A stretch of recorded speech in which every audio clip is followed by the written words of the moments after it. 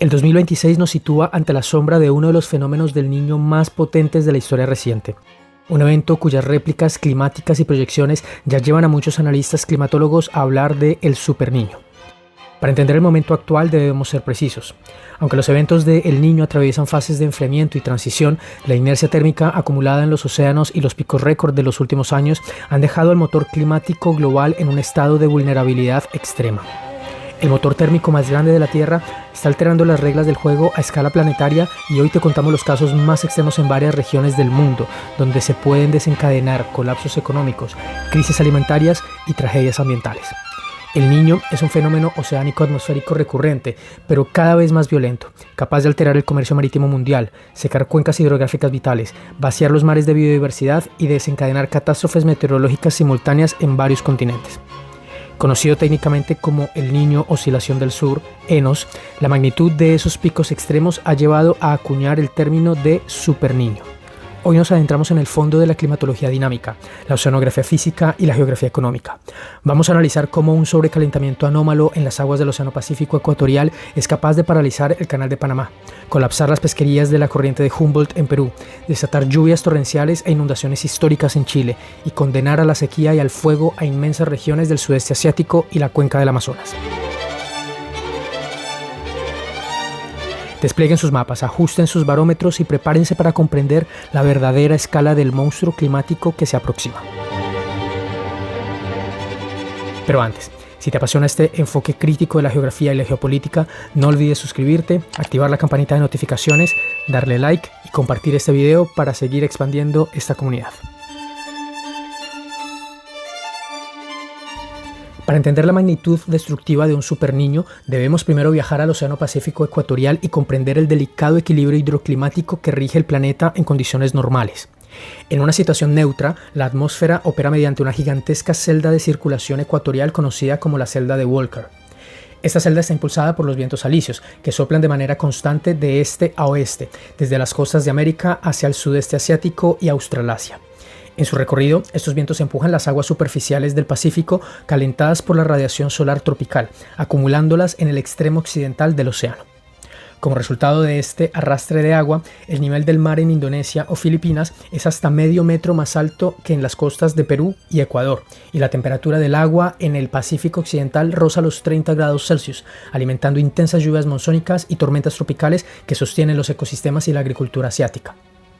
Mientras tanto, en el extremo oriental del Pacífico, en las costas sudamericanas, ocurre un fenómeno fascinante de la oceanografía física, la compensación de masa.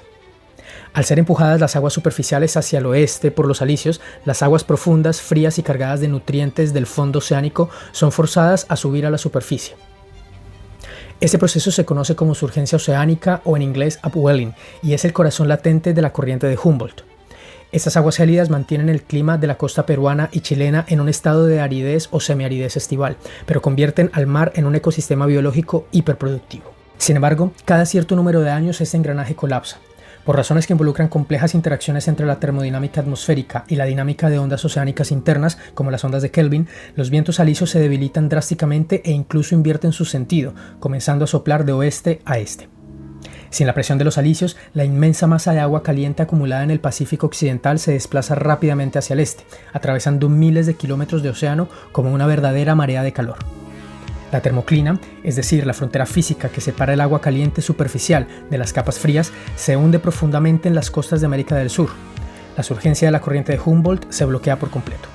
Las aguas frías y ricas en nutrientes quedan sepultadas bajo una capa de agua caliente y desértica en términos biológicos. Cuando ese calentamiento superficial en la región del Pacífico ecuatorial supera los 0,5 grados Celsius de anomalía respecto a la media histórica, declaramos formalmente la presencia de El Niño. Pero cuando las anomalías térmicas rompen la barrera de los 2,0 o incluso los 2,5 grados Celsius de sobrecalentamiento, el fenómeno entra en una categoría hiperlativa y temida, el Superniño. No estamos ante un evento puramente regional. La inyección de billones de gigajulios de energía térmica hacia la atmósfera modifica la corriente en chorro o jet stream, altera las presiones planetarias y redistribuye la humedad global. El Superniño es la prueba irrefutable de que la Tierra es un sistema geofísico interconectado, donde una alteración térmica en medio del océano desencadena un efecto dominó que golpea a miles de kilómetros de distancia.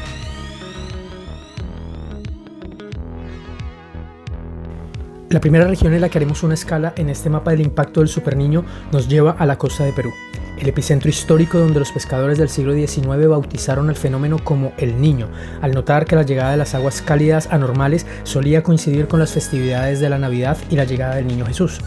Pero detrás del nombre poético se esconde una tragedia biológica y socioeconómica de proporciones colosales. La economía pesquera peruana es una de las más importantes del mundo, sustentada casi en su totalidad por una especie clave, la anchoveta, Engraulis ringens. La anchoveta no es solo un pez, es el eslabón fundamental en la red trófica del Pacífico suroriental y la materia prima de la gigantesca industria de harina y aceite de pescado, de la cual Perú es el principal exportador mundial, abasteciendo a los mercados acuícolas y ganaderos de China, Europa y Norteamérica. Cuando irrumpe un superniño y bloquea la surgencia de la corriente de Humboldt, el ecosistema marino sufre un apagón biológico en cuestión de semanas. Sin las aguas profundas ricas en nitratos, fosfatos y silicatos, la producción de fitoplancton, los microbios fotosintéticos que son la base de toda la vida marina, se desploma vertiginosamente. Sin fotoplancton, el zooplancton muere y las inmensas poblaciones de anchoveta enfrentan dos caminos fatales: morir por inanición o migrar masivamente hacia el sur, buscando las profundidades gélidas que aún subsisten en Chile o la Antártida, fuera del alcance de las flotas pesqueras tradicionales. El impacto socioeconómico es directo y brutal. Durante los eventos del Superniño, el Ministerio de Producción del Perú se ve obligado a suspender o cancelar drásticamente las temporadas de pesca para evitar el colapso reproductivo de la especie. Miles de embarcaciones industriales y artesanales quedan encalladas en los puertos de Chimbote, Paita y Callao. Las plantas procesadoras paralizan sus máquinas, generando pérdidas millonarias, despidos masivos y reduciendo sustancialmente el Producto Interior Bruto del país. Pero el impacto no se limita al mar. La geografía costera peruana, caracterizada por ser un desierto árido debido precisamente al efecto refrigerante normal de la corriente de Humboldt, sufre una metamorfosis violenta. La masa de agua caliente frente a la costa evapora volúmenes gigantescos de agua hacia la atmósfera. Al chocar este aire cálido y saturado de humedad contra la muralla natural que es la cordillera de los Andes, se desencadenan lluvias torrenciales e ininterrumpidas en regiones que no están físicamente diseñadas para recibir agua. Ciudades como Piura, Trujillo y Tumbes se convierten en escenarios de caos urbano. Ríos secos durante décadas experimentan crecidas repentinas conocidas como huaicos, arrasando puentes, vías de tren, cultivos agrícolas de exportación como los arándanos o la uva y miles de viviendas.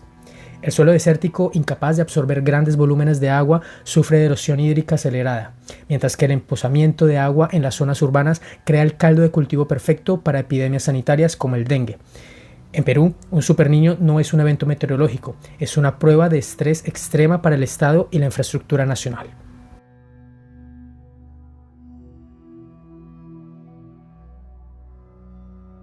Descendiendo hacia el sur a lo largo de la costa pacífica de América del Sur, llegamos a Chile, un país cuya geografía alargada y estrecha es un laboratorio natural para estudiar la variabilidad climática.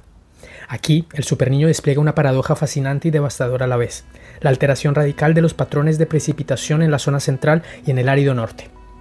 En condiciones climáticas normales, la zona central de Chile, donde se concentran Santiago, Valparaíso, Viña del Mar y las principales cuencas agrícolas, goza de un clima de tipo mediterráneo, caracterizado por inviernos lluviosos y veranos secos. Por su parte, el norte chileno alberga el desierto de Atacama, el lugar no polar más árido del planeta, protegido por el anticiclón del Pacífico Sur, una alta presión atmosférica que actúa como un escudo invisible bloqueando la entrada de frentes fríos y nubes de lluvia. Durante fase extrema de un superniño, la redistribución de temperaturas oceánicas debilita el anticiclón del Pacífico Sur y desplaza la trayectoria de las tormentas hacia el norte. El resultado es un incremento dramático en la frecuencia e intensidad de los sistemas frontales que azotan la zona central y centro-norte de Chile. Lo que en principio podría parecer una bendición para un país que ha sufrido más de una década de megasequía hasta hace solo 2 años, rápidamente se transforma en un desafío geomorfológico de alto riesgo. Las lluvias traídas por un superniño suelen venir acompañadas de lo que los meteorólogos denominan isoterma cero alta. Eso significa que la temperatura del aire en la cordillera de los Andes es anormalmente cálida, por lo que la precipitación cae en forma de lluvia líquida en cotas muy elevadas de la montaña, donde normalmente debería caer nieve. El impacto geomorfológico de este fenómeno es aterrador. La lluvia, al caer sobre la nieve no consolidada y la roca desnuda a gran altitud, genera un proceso masivo de fusión y erosión. Ríos como el Maipo y el Mapocho, que alimentan a la capital Santiago, experimentan caudales destructivos cargados de miles de toneladas de barro, piedras y detritos. Estos aluviones destruyen las plantas de captación y tratamiento de agua potable, dejando a millones de personas sin suministro hidráulico por días e inundando valles agrícolas enteros. Más al norte, en las regiones de Atacama y Coquimbo, la caída de apenas unas pocas decenas de milímetros de lluvia en suelos desérticos e impermeables desencadena aluviones letales que descienden por las quebradas secas hacia ciudades como Copiapó o Chañaral.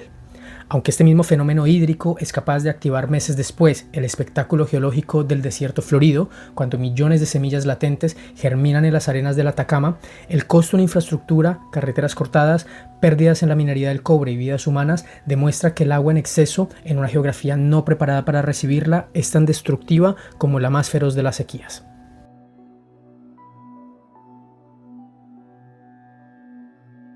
Abandonamos las costas sudamericanas y nos dirigimos hacia el corazón de la logística del comercio mundial, el Istmo de Panamá.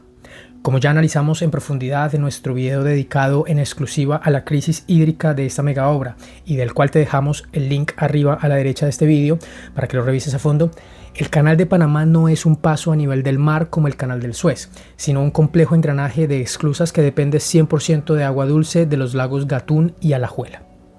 Aquí el superniño ejecuta una paradoja climática perfecta. Mientras ahoga en lluvias a Perú y Chile, somete a Centroamérica a sequías extremas y prolongadas. Al desplazarse los patrones de precipitación, la cuenca hidrográfica del canal se seca, obligando a la autoridad del canal a tomar dos medidas drásticas que paralizan el comercio exterior. Primero, reducción del calado. Los barcos Neopanamax deben recortar hasta un 30% de su carga para no encallar en aguas poco profundas. Segundo, tijeretazo a los tránsitos. Los pasos diarios caen de casi 40 buques a poco más de 20 en los momentos más críticos. El resultado es un verdadero cuello de botella geopolítico y comercial. Tapones masivos de barcos fondeados en ambos océanos, subastas millonarias para saltarse la fila y desvíos costosos por el Cabo de Hornos o trenes interoceánicos como el de Tehuantepec en México, del que también hemos hecho otro video que te dejamos aquí arriba. En resumen, estamos hablando de un impuesto climático directo que encarece los fletes, retarda las cadenas de suministro entre Asia y América y demuestra cómo un sobrecalentamiento en el Pacífico puede poner en jaque la economía de todo el planeta.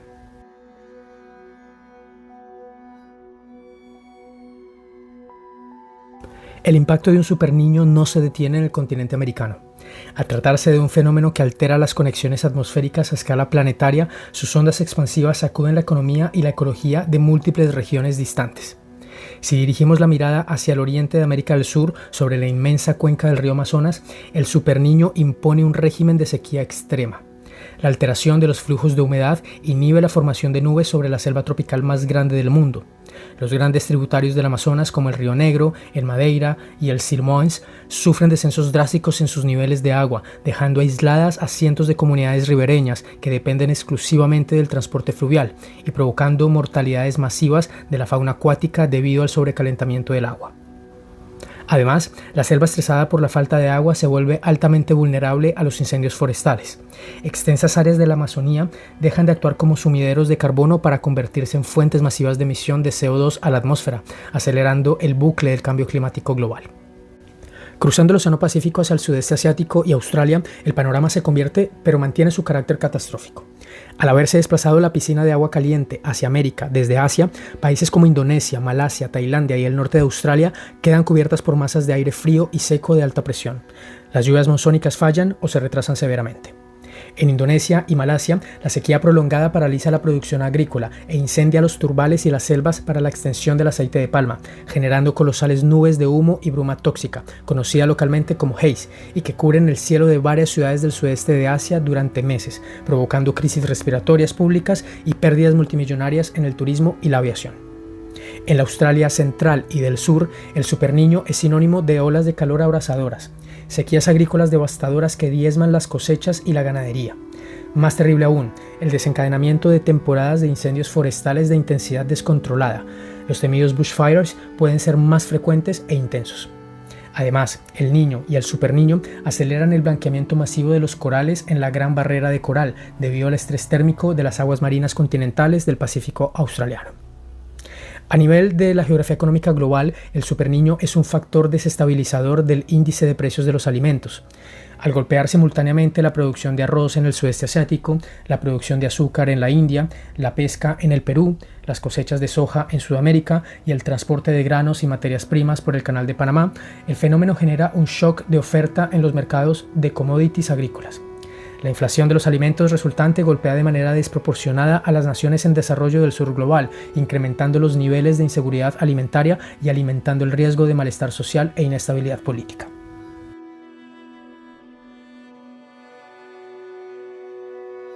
Si piensas que los efectos del superniño se limitan a las latitudes tropicales o al hemisferio sur, te equivocas, ya que la ola de calor de este 2026 en el norte global se debe en parte al inicio de este fenómeno. Aunque el Pacífico ecuatorial esté a miles de kilómetros de Madrid, Nueva York o Tokio, la atmósfera terrestre funciona como un sistema interconectado donde nada ocurre de forma aislada. El superniño actúa como un auténtico amplificador térmico global. Libera volúmenes colosales de calor y humedad a la atmósfera, elevando la temperatura media del planeta. Sobre esta base ya de por sí recalentada, el fenómeno altera la corriente en chorro conocida en inglés como jet stream, favoreciendo la formación de gigantescos domos de alta presión o domos de calor, heat domes. Estas cúpulas invisibles atrapan el aire cálido sobre América del Norte, Asia y Europa durante semanas, bloqueando la llegada de frentes fríos y generando olas de calor extremas y prolongadas, récords de temperatura que tensionan las redes eléctricas por el uso masivo de aires acondicionados, mega incendios forestales. La combinación de calor extremo y sequía convierte los bosques de Canadá y el sur de Europa en auténticos polvorines. Olas de calor marinas. El calentamiento no solo sofoca las ciudades, sino que eleva la temperatura del Mediterráneo y el Atlántico Norte, alterando los ecosistemas marinos locales. El superniño no crea las olas de calor que estamos presenciando en Europa y Norteamérica por sí solo, pero sí funcionan como el catalizador definitivo, un motor térmico que puede convertir un simple verano caluroso en una crisis climática, urbana y económica para el norte global.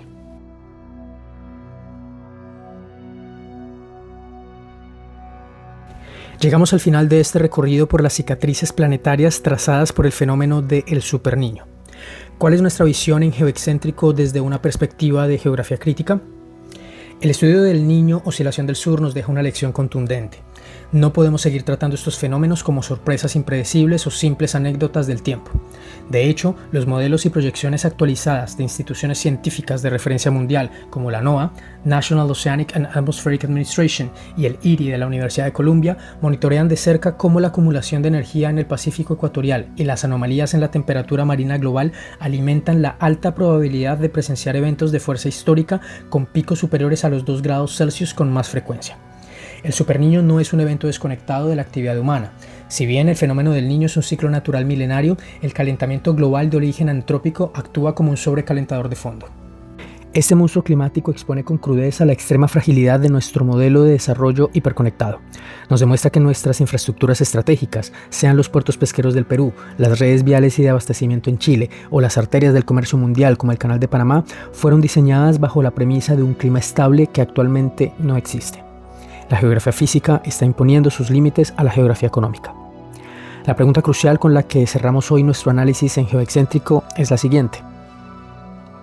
¿Están nuestros estados y organismos internacionales preparados para adaptar sus infraestructuras, sus redes logísticas y sus modelos económicos a una era donde los superniños dejen de ser una excepción para convertirse en la nueva normalidad climática? ¿O asistiremos a la fragmentación acelerada de las cadenas de suministro y al colapso recurrente de regiones enteras incapaces de soportar los embates del Océano Pacífico? Deja tu opinión en la sección de comentarios. Tu perspectiva enriquece el mapa y el debate de esta comunidad geoexcéntrica. Si quieres seguir descifrando los engranajes ocultos que mueven nuestro planeta, la geopolítica de los recursos naturales y la geografía del futuro, dale un enorme like a este video, comparte, suscríbete y activa la campanita de notificaciones.